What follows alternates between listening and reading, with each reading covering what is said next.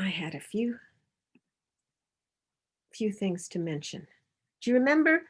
You might remember some time ago, we talked about the 3 intentional breaths.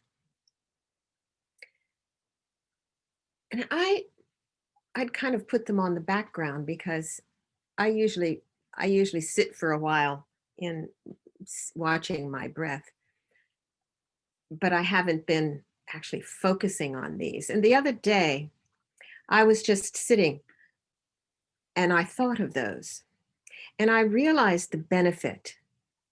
I remember Victoria talking to me one time, or I think she told the class how it really helped her when she'd had a kerfuffle at a store, maybe Walmart or something, and she ended up having to sit down. And in order to subdue her mind, she used these intentional breaths.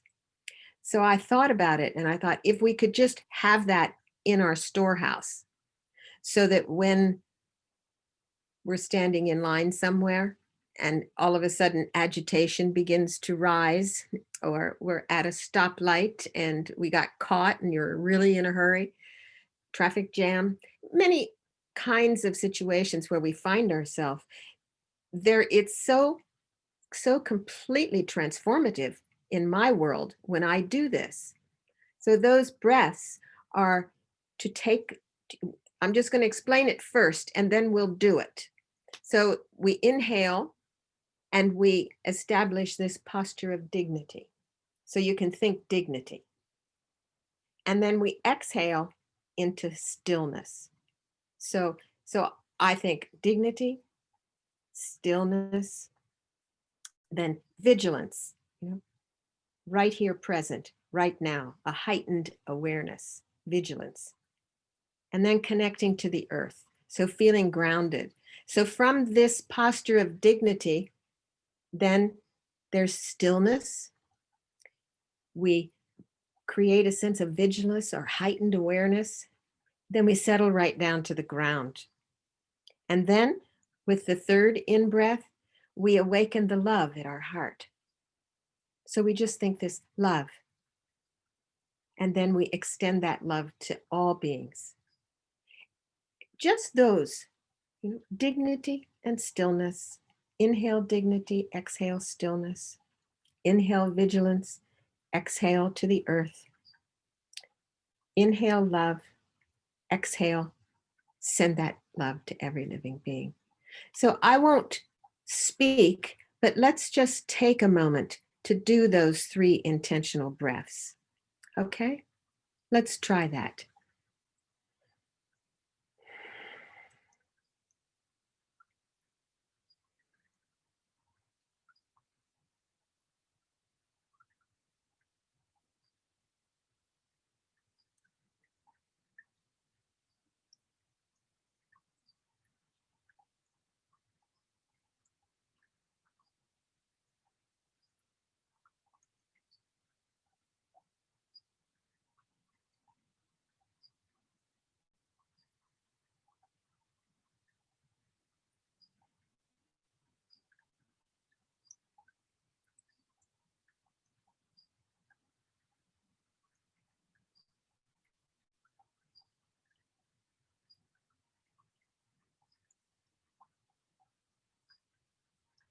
When we send that love to all beings, allow yourself to have an inner smile. There's a sense of wonderfulness about that. Sending love to all those around. It shifts our me.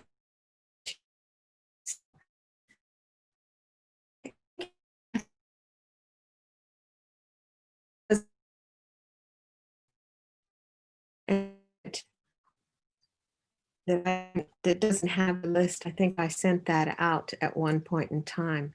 If you don't, send a chat. And if you don't know how to send a chat, at the very bottom of the Zoom window, there's a little, it looks like a kind of bubble. like that they put above a cartoon person. So click on the chat, and then you are able to type at the bottom a little message that says, please send me these 3 intentional breaths. And I'll be happy to do that because I think it's a useful tool to use on the fly. And it's also a very useful tool to use as we are actually just sitting down, getting ready, coming into our space and settling into the ground, establishing that posture and settling and growing the love. So there are these 3 basic things that all human beings need in order to survive. 3 basic things.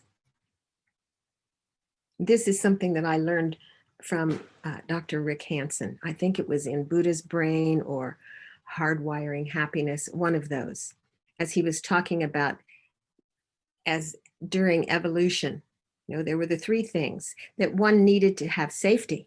You need to be safe. You need to be safe. You need to feel safe in order to be able to let go, right?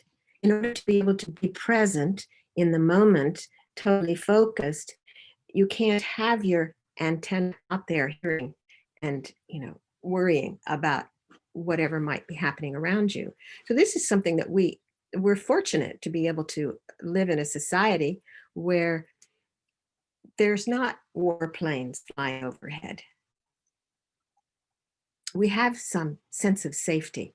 Now, that's not true for everyone. And I wanted to share a conversation that I had with Venerable Tenzin Chippy recently, just a few days ago at tea. And we were talking about diversity training. We were talking about the potential of doing a class together on Zoom. And she shared with me that she has a friend who is a Black man from San Francisco. They've been dear friends for years, and they love to get together and have tea. So they meet each other in Half Moon Bay because he's in San Francisco and she's in Santa Cruz. And when they meet, she said sometimes they talk for hours. So as they were starting to talk, she said, I just love to come here because the drive is so beautiful, and driving Highway 35, and it's just lovely. It's just a sense of peace as you come, driving by myself through all the trees. And she said he had a look on his face that was kind of like, and she looked at him and she said, you don't have that, do you? That sense of being safe and at ease driving in your car. And I've seen this over and over again in the last 6 months, being able to understand what it's like to be safe, to feel safe, to grow up feeling safe, versus what the opposite of that might be. So to cultivate this sense of safety is really important for us to be able to settle into our meditation. So we also need to have our basic needs met. We need food and clothing and shelter and our medical care. We need access to medical care. Not everyone has those. To recognize, oh, yeah, we need that. And we need a sense of social connection. We need love. As the nomads, the early bands of human beings were roaming, they roamed in bands and took care of one another. And they needed one another to survive. So these are just the very basic things that we need. We need to attend to that when we are sitting, which is one of the reasons why we do the meditation where we settle into the ground and feel that sense of being connected to the earth and being this sense of groundedness and safety, well held by Mother Earth. And then rising up and connecting to the energy of the heavens and thinking in terms of being content, of having enough. So we have our basic needs met, recognizing that. And then dropping into the heart with a sense of love. And then we share that. Doing our Tonlan practice is such a beautiful practice to do, to connect ourselves to all beings, really. Just being able to connect ourselves to all beings is an exceptional practice, and is really closer to the truth than thinking I am alone, because we really are connected. And thinking like that, it gives us a sense of wanting to do something, wanting to be of benefit, wanting to grow our wisdom, our compassion, and our love. We set our intention. We have an intentionality. An intentionality is a heightened sense of awareness, right? It's an I can and I will. I can and I will. And it's really important. It's important because it allows us to direct our own path. I mean, it includes the concept of free will, meaning that we can change our habits and those actions that we have created with our body, our speech, and our thoughts, our mind, which perpetuate suffering when they are unhealthy. So it also brings our attention to the moment. Intention brings attention to now, which is critical since it's only in the moment where we can become aware of our behavior and then begin to change.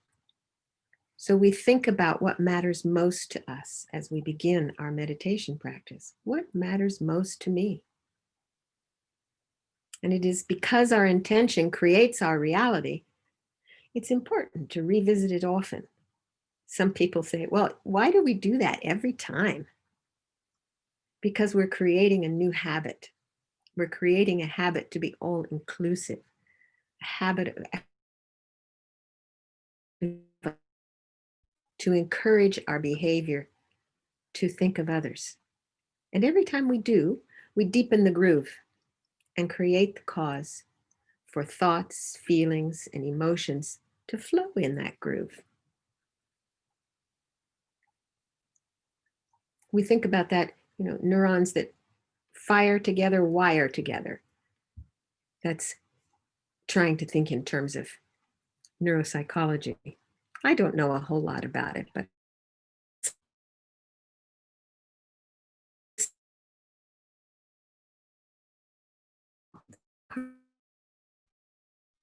exactly how karma works. The more we do it, the frequency, then the more we do it again. So it makes sense that science is codifying that with their machines. So we set our intention and we try to expand our intention for being here today to see if we can include not just ourselves, but the happiness of all beings, the welfare of all beings near and far, those seen and those unseen. So we might imagine how wonderful it would be if we awakened every single day to a world filled with joy, where nature's beauty surrounds us. And everyone we meet inspires us with their generosity and love. May we live in such a world. And where we don't find it, may we help create it. And in order to attend to our intention, we have to be awake,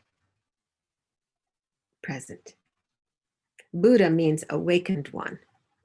And Buddha advised his students to train in mindfulness. Specifically, he said, train in the 4 foundations of mindfulness. Know the body as it really is. Know the mind as it really is. Know feelings as they really are. And know phenomena as it really is. So understanding, thinking, recognizing these four foundational aspects is really the foundation, and it's recommended for all people on the any spiritual path of development. When he gave these teachings, he gave it to a village. So they were followers of his who were shopkeepers and farmers and other ordinary folk. So mindfulness can help people from all walks of life to relieve suffering and to be able to come to a place where they understand reality as it is, because ultimately that is freedom. So by asking us to practice mindfulness of the body, the Buddha is reminding us to see the body in the body. So meaning that we should recognize that the body is not a solid, unified thing, but rather a collection of parts. Think about that. The body is a collection of parts. We tend to think, oh, my body. But actually, it's nails and teeth and skin and bones and hearts and lungs and other parts. Each one located in this larger entity that we call the body. And we train ourselves to be mindful of each of these parts. And when we begin to see that the body is composed of many parts, it helps us to see the body, not as my body or as myself, but simply as a physical form, like all other physical forms. So like all forms, the body comes into being, it remains present for a time, and then it passes away. We have considered that. We have considered that we have this precious body, this precious human life, and we have considered that death will definitely come. So since this body experiences injury, it experiences illness and death, the body is not satisfactory as a source of lasting happiness. And since it's not myself, it can also be seen as selfless.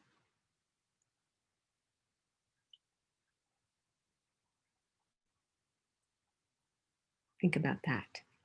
I am not my body. Oh. When mindfulness helps us to recognize that the body is impermanent, unsatisfactory, and selfless, in the Buddha's words, we know the body as it really is. And similarly, by asking us to practice mindfulness of feelings, the Buddha is telling us to contemplate the feelings in the feelings. So these words remind us that, like the body, feelings can be subdivided. Traditionally, there are only three types: pleasant, unpleasant, and neutral. And each type is one feeling in the mental awareness that we call feelings. At any given moment, we're able to notice only one type. When a pleasant feeling is present, neither a painful feeling nor a neutral feeling is present. And the same is true of unpleasant or neutral. We regard feelings in this way to help us develop a simple, non-judgmental awareness of what we are experiencing. Seeing a particular feeling as one of many feelings, rather than as my feeling or as part of me. The English language helps Americans helps those who speak English to solidify those feelings as me, because we say, I am feeling, I am angry, I am happy, I am sad, I am depressed, I am anxious. Whereas other languages might say, there is anger, there is happiness, there is joy, there is irritation. And this is interesting to look at, how we identify with our feelings. But as we watch, each emotion and sensation as it arises remains present, it passes away. It arises, it remains present, and it passes away. We see that feelings are impermanent. Since a pleasant feeling doesn't last, and an unpleasant feeling is often painful, we understand that feelings are unsatisfactory. We can't say, oh, that's totally satisfying. It's constantly changing. Seeing a feeling as an emotion or a sensation rather than as my feeling, we come to know that feelings are selfless. Again, impermanent, unsatisfactory, and selfless. And recognizing these truths, we know feelings as they really are. And the same process applies to mindfulness of mind. Although we talk about the mind as if it were a single thing, actually, mind or consciousness is a succession of particular instances of mind in mind. Consciousness arises from moment to moment on the basis of information coming to us from the senses. What we see, what we hear, what we smell, what we taste, what we touch, and from internal mental states such as memories, imaginings, and daydreams. We tend to think of them as a solid. When we look at the mind, generally we're not looking at mere consciousness, at bare awareness. Paying attention to the way each thought arises, remains present, and passes away, we learn to stop the runaway train of one unsatisfactory thought leading to another and another and another, this endless circle. And we gain a bit of detachment from these thoughts that are arising. We understand that we are not our thoughts. And in the end, we come to know mind as it really is. And finally, mindfulness of phenomena. It is the same. The history of the world is full of truth seekers. The Buddha was one of them. And almost all sought truth outside themselves. And before he attained enlightenment, the Buddha also searched outside himself. He was looking for his maker, the cause of his existence, who he called the builder of this house, who is the builder of this house. But he never found what he was looking for. Instead, he discovered that he himself was subject to birth, growth, decay, death, sickness, sorrow, lamentation, defilements. When he looked outside himself, he saw that everyone else was suffering from these same problems. And this recognition helped him to see that no one outside himself could free him from his suffering. So he began to search within. This inner seeking is known as come and see. And only when we begin to search inside do we find the answer? And then Buddha said, many a birth I wandered in samsara, seeking but not finding the builder of this house. Sorrowful it is to be born again and again. O house builder, thou art seen. Thou shalt not build house again. All thy rafters are broken. The ridgepole is shattered. The mind has attained the unconditioned. We are so much more than we believe ourselves to be. We keep ourselves trapped in a box of our own making. I'm only trapped in that box if I believe that box exists. I am, I want, I need, I don't like.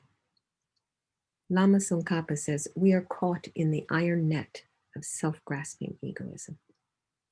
When we realize that within this very fundamental nature of our being, the truth of clear, present awareness, there's peace. When this knowing becomes the ground from which all our actions spring, we're free. And this is where we come as we meditate, to be able to see this true nature of our mind, recognizing that this awareness, this knowing, is empty. Master Shantideva says, that's nirvana.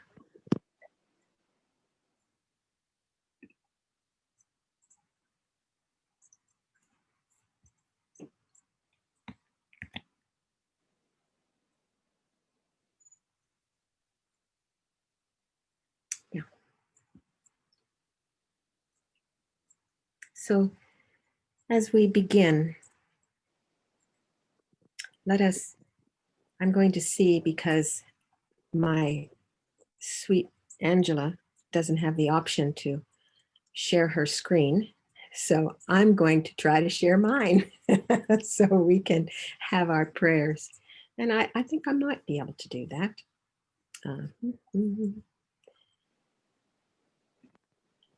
Okay. So be patient with me. Put on your patient hat. And then I will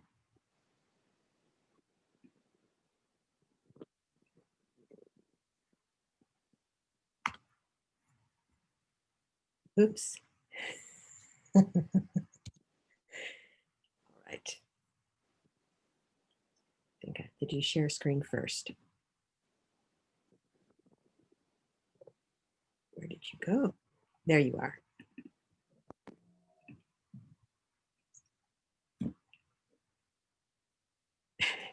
This is one of the things that I'm going to have to seriously. Okay, I have to play it. Yay. Okay. All right. So now we have an opportunity to settle in first before we actually engage in our prayers and our practice. Let's take those 3 intentional breaths to settle deeply in this present moment.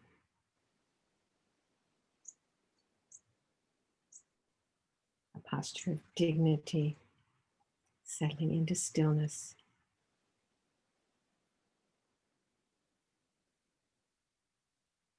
Establishing vigilance and being grounded and safe. And awakening our love and sending it out with our intention to engage in this practice that we might benefit every living being.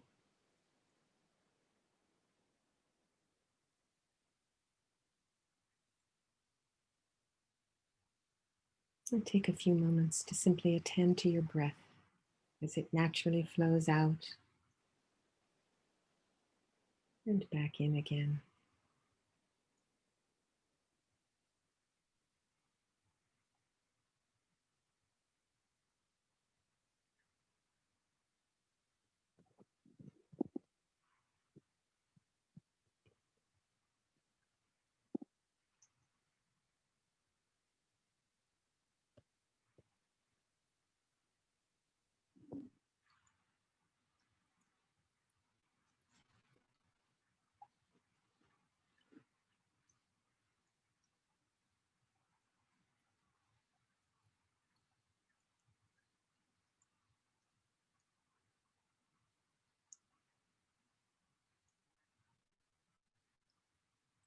And then we turn to the three jewels, to that which we believe will protect us from this cycle of samsara,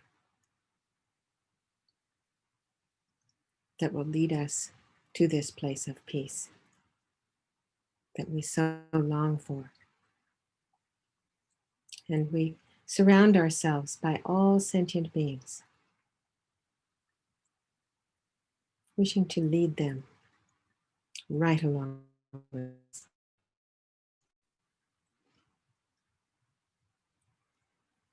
I go for refuge until enlightenment to the Buddha, Dharma, and Sangha. By my virtuous actions of giving and so on, may I become a Buddha to benefit all beings.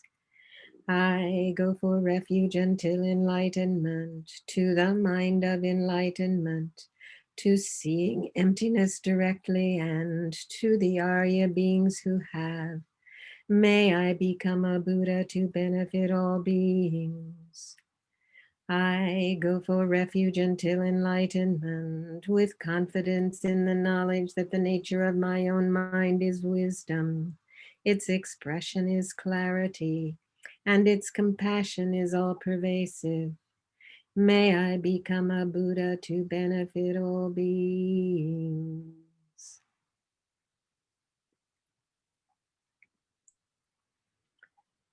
May all beings abide in equanimity, free of attachment and aversion. May all beings have happiness and the causes of happiness. May all beings be free of suffering and the causes of suffering. May all beings find good rebirths and the bliss of liberation. I will help us to have these. Please, Guru Buddha, bless me to be able to do this.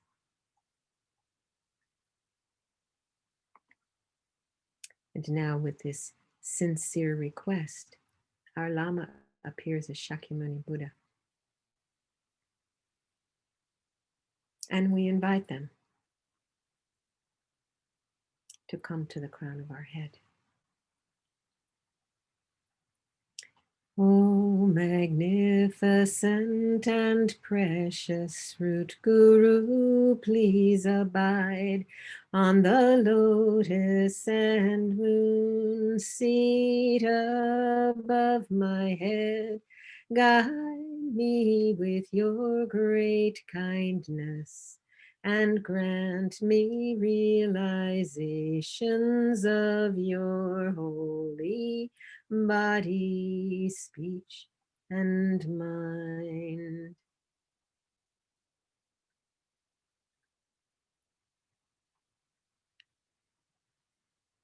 So now allow Shakyamuni Buddha, your Lama in the aspect of Shakyamuni Buddha, to come to the crown of your head. And then as we recite this request for blessings, imagine that a stream of light and nectar streams forth from his heart and comes down through his holy body, entering our crown and filling us with these stages of the path to enlightenment, all the realizations. May I be inspired by Guru devotion, uplifted by the preciousness of this human life, shed the fetters of attachment and aversion through a knowledge of impermanence, be protected by refuge, guided by a knowledge of actions and their results. Aim for liberation through renunciation.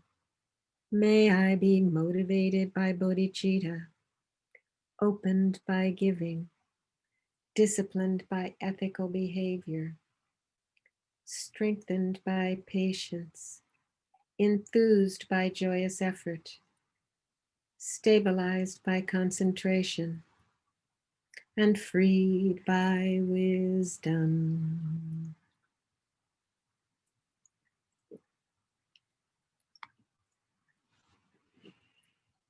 And then, as Shakyamuni Buddha continues to pour down this light, we recite his mantra, which means it is like this.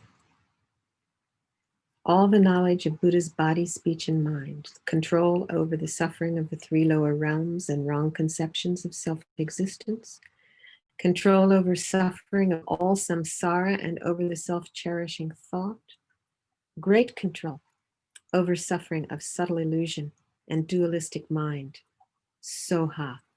May my mind receive, absorb, and keep the blessings of the mantra, and may they take root. Tayata Om Muni Muni Maha Munai Soha. Tayata Om Muni Muni Maha Munai Soha. Tayata Om Muni Muni Maha Munai Soha. Tayata Om Muni Muni Maha Munai Soha.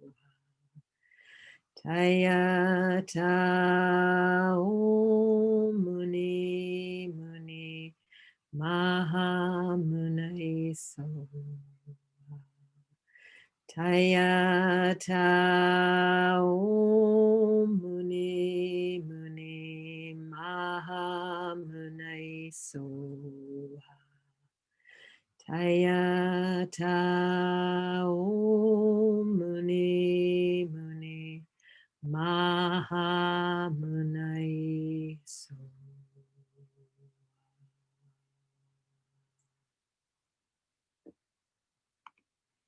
And now we make this request. O magnificent and precious root Guru, please abide on the lotus and moon seat at my heart. Guide me with your great kindness and stay with me always until I attain enlightenment.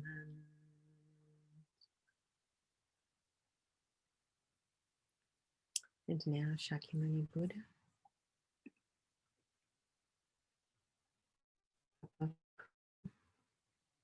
our Lama, melts into a small, thumb-sized, becomes smaller, smaller, smaller.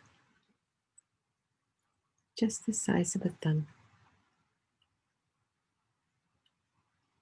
And he begins to slowly descend, coming to our crown,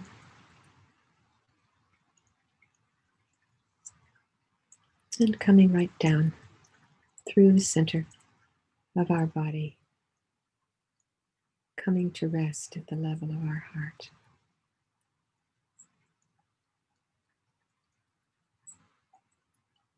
And then see them dissolve further, becoming a very small sphere of warm light, whose nature is love.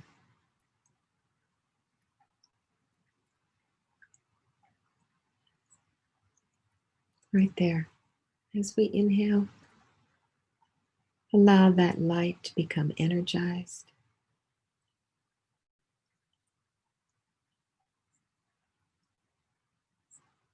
And as we exhale, allow it to expand.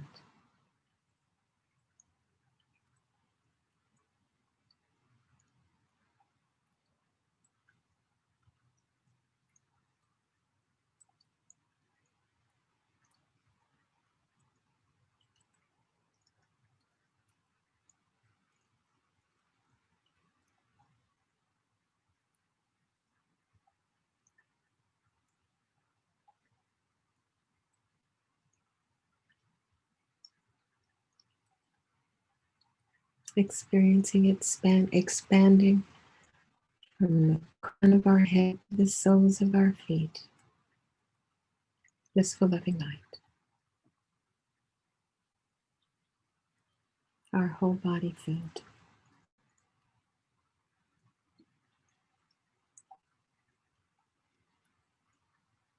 And we know we are loved. How wonderful.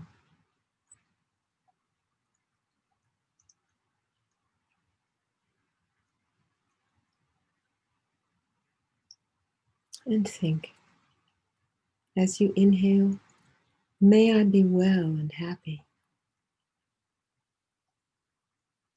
And as you exhale, may I actualize my full potential.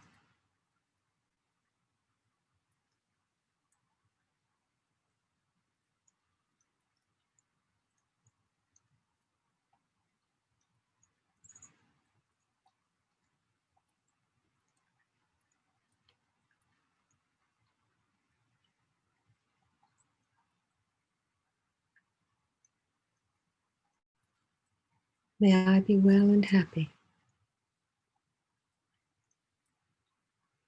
May I actualize my full potential.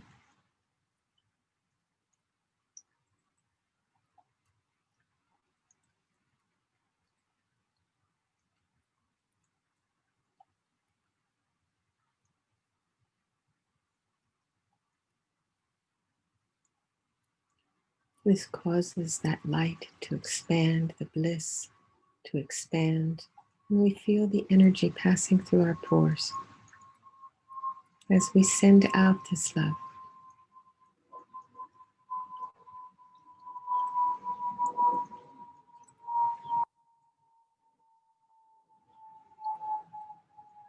To those who are ill in hospitals, may you be well and happy.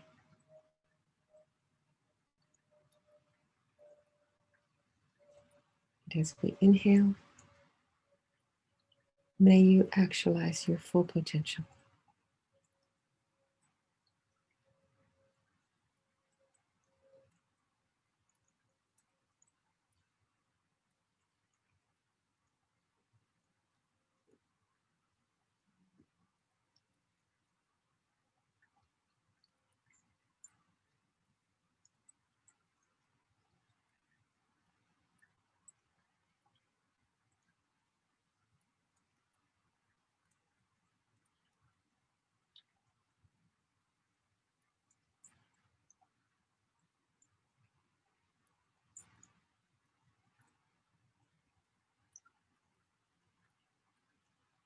Go to the places where people are suffering from war.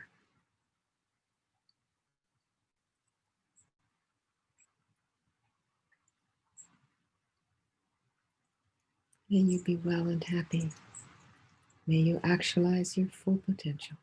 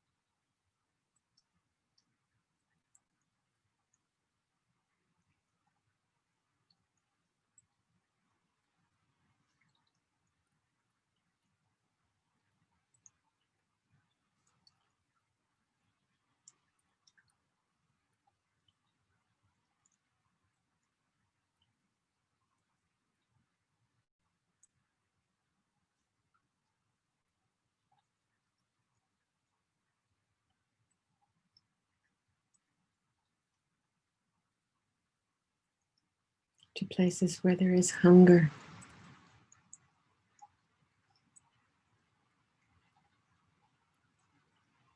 where people don't have enough. Oh, may you be well and happy. May you fulfill your full potential.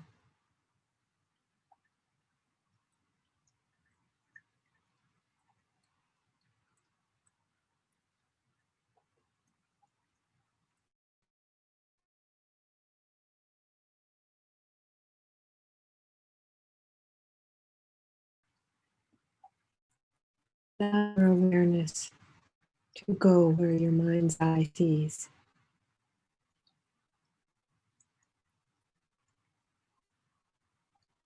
And take away unhappiness, depression, anxiety, illness, and give happiness and a wish for beings to fulfill their full potential.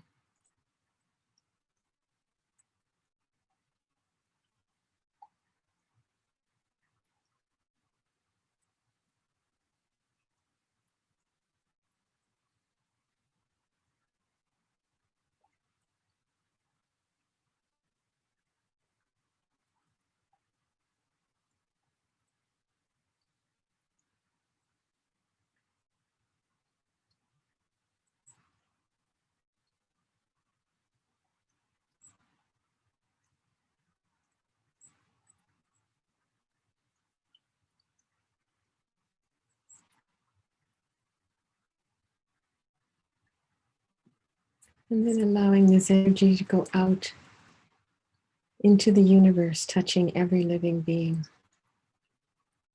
May we all be well and happy. May we all actualize our full potential.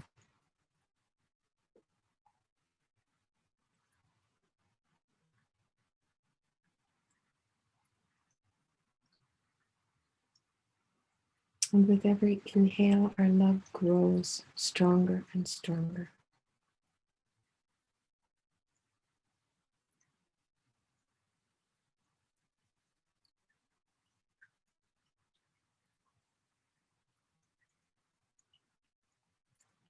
May we be well and happy. May we actualize our full potential.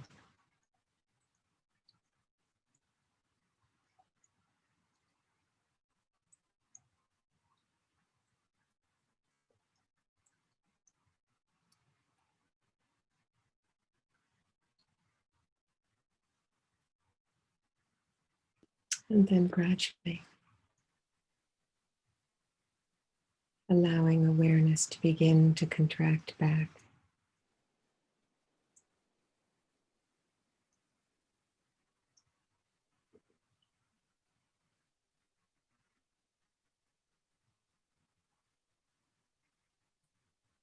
Becomes the size of the room. This light of love. Now the size of your body.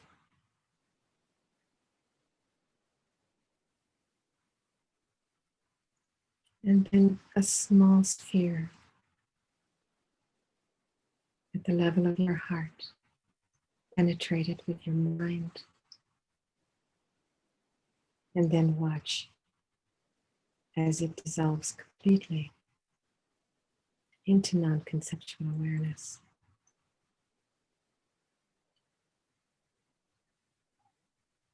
And we rest in this peaceful state.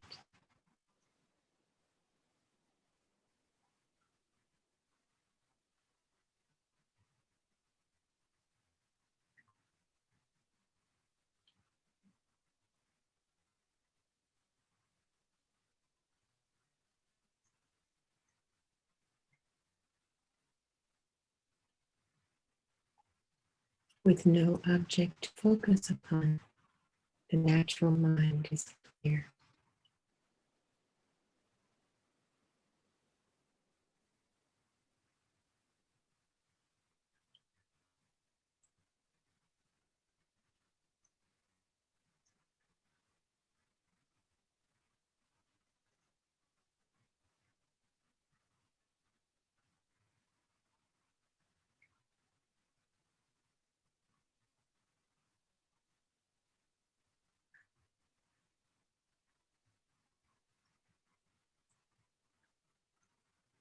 the body,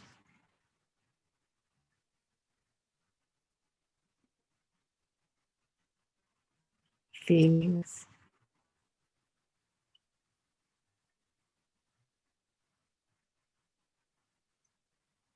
the mind, all phenomena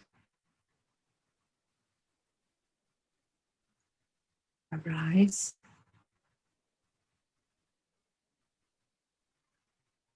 abide, and pass.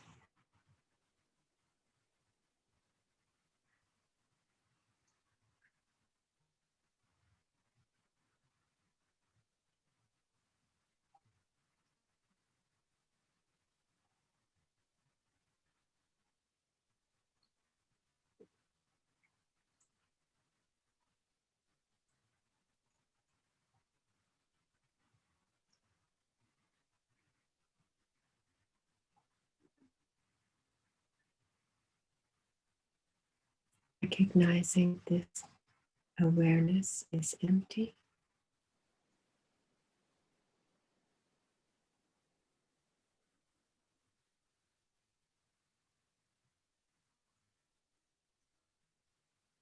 is nirvana.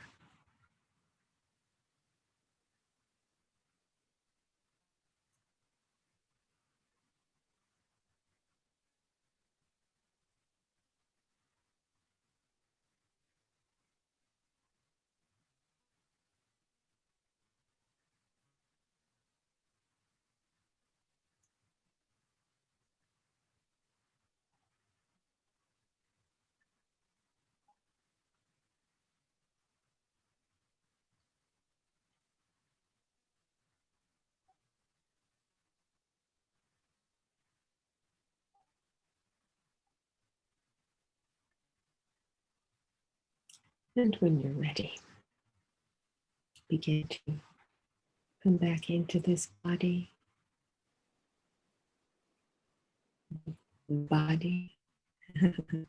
the feelings, the thoughts, seeing phenomena. All is empty, all is impermanent, unsatisfactory, and selfless.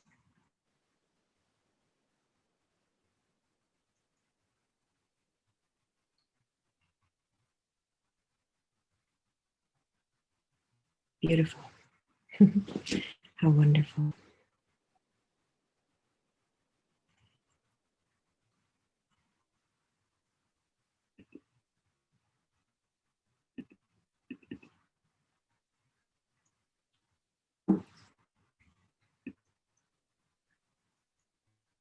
Let's dedicate this energy.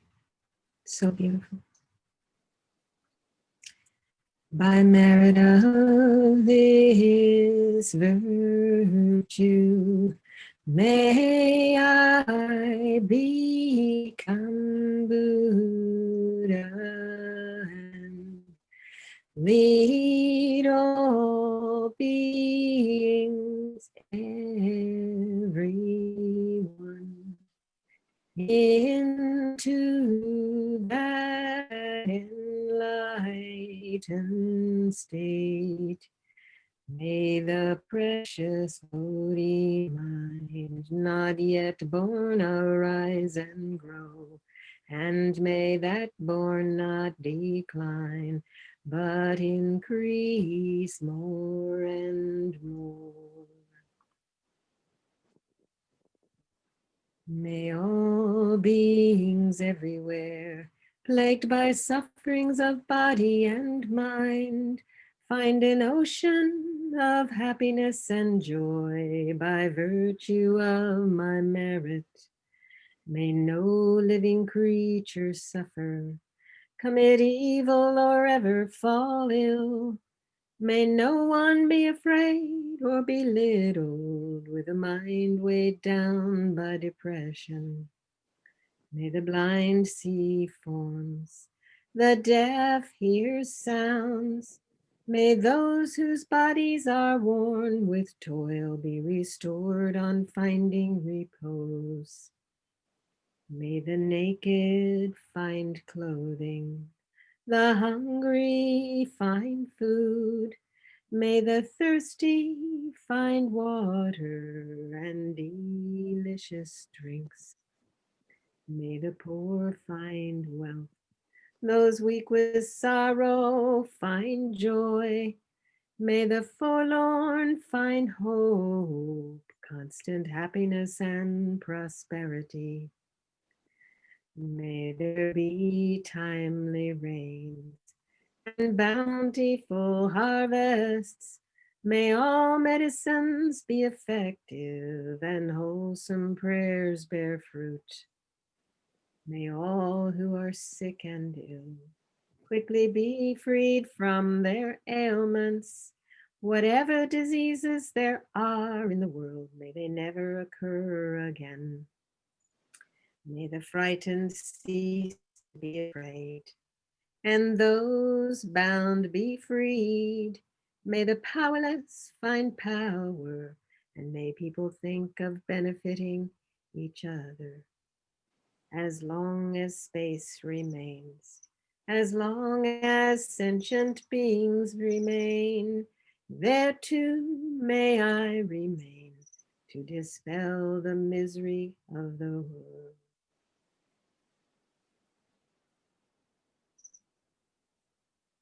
And please, let's also dedicate to the long lives of all of our spiritual masters.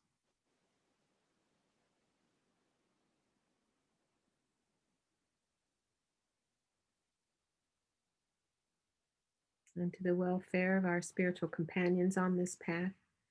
May it bear fruit.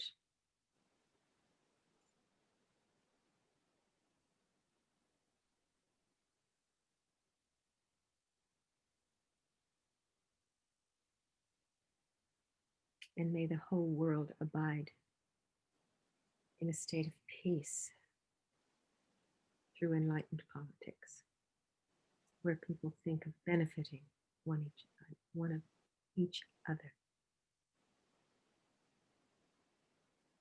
And anyone in your life, those in particular who have passed away